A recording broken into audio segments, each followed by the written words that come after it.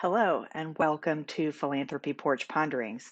I'm Lisa Shamola, coming to you from my dining room, not the porch today here in New Orleans. Believe it or not, at the almost the end of October, it is 84 degrees. So it is a bit warm outside. Today, I'm coming to you to talk about Estate Planning Awareness Week and what this means for your organization and for your donors. But first, a few quick reminders. Please like, subscribe, and share the channel. There is a bell icon down below the video. If you click that, you will receive a notification when new episodes are uploaded. So I know a lot of folks probably didn't even realize that this week was Estate Planning Awareness Week. It's typically the third week in October, and the whole point is to increase awareness among the public that it is important to have a plan in place. We often don't want to think about what might happen at the end of our life, to our assets, what we're going to leave to our family, friends, and those organizations that meant something to us. But the reality is, if you don't have a plan in place, then someone else is going to be making those decisions for you. And that someone else is typically going to be a judge in a court. So, depends, of course, here in the United States, it's different in every state how those things are handled and what happens if you die in a state. And so, all that to be said, this week helps raise awareness of that importance.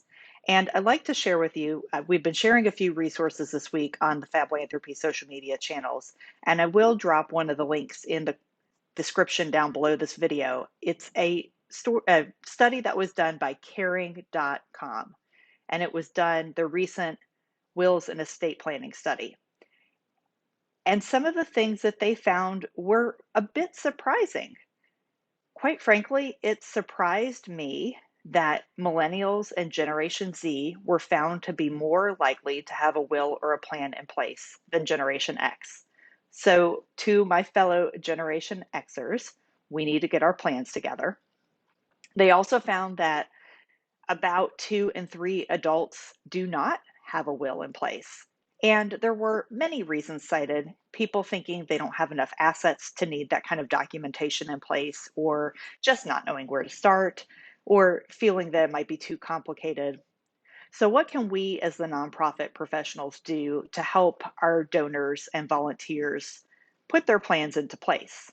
Certainly, encouraging the awareness and importance of having a plan is something that you can do. So mark on your calendar every year, third week of October, Estate Planning Awareness Week. Might be a great time for you to put some information into your marketing and communications plan to get the word out there about how they can include your organization in their plans. And it's not just wills. Wills are not the only thing that you need to have. There are many other things that you need to have in place for your estate. And of course, finding a great estate attorney in your area will be able to help you with that, with living will and power of attorney and those type of things.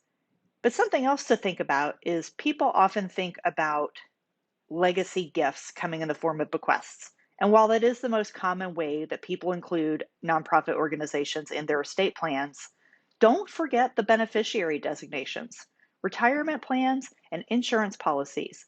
Most folks have these, and they have to name beneficiaries, and especially when they go through milestone events in their life, birth of a child, or divorce, or a marriage, or spouse dies, or parent dies. They're thinking about their plans. And so that's an opportunity, although quite frankly, it's very easy to update your beneficiary designations anytime.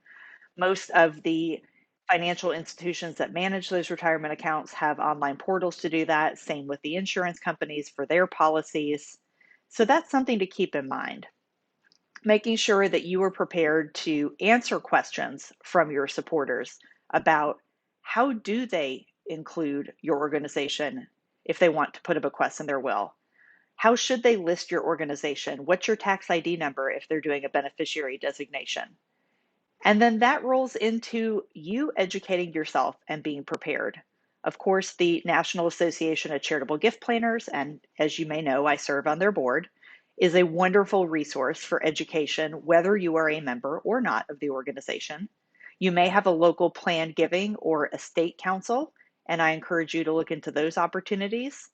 and also just to seek out additional education and information for yourself, whether that is working with us at Philanthropy to build a formal plan for your organization to implement a legacy and estate giving program, whether that is you as an individual seeking out some one on one education on gift planning principles. These are all things that we can help you with. So I encourage you to not only think about your own personal plans, but also take stock of what the planning capabilities are in your organization. And are you prepared to assist your donors? Because these type of things are going to keep coming up more and more in the coming years as people continue to review their plans.